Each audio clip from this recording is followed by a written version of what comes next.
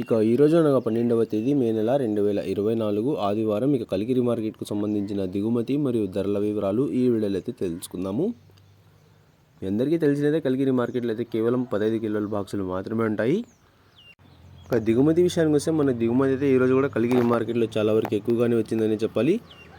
దిగుమతి అయితే ఏమాత్రం తగ్గడం లేదు, ప్రతిరోజు కూడా దిగుమతి అనేది ఎక్కువగానే వస్తుంది.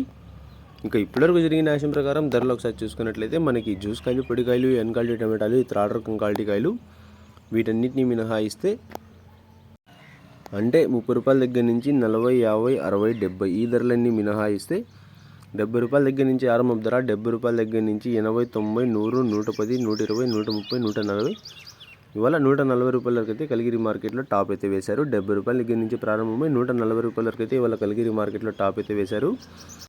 మీడియం క్వాలిటీలు, సెకండ్ క్వాలిటీలు, ఫస్ట్ క్వాలిటీలు అని డివైడ్ చేసేకైతే కాదు, ధర అయితే చాలా వరకు తక్కువగా ఉంది. 70 రూపాయల దగ్గర నుంచి ఆరంభం ధర, 140 రూపాయలు ముగింపు ధర.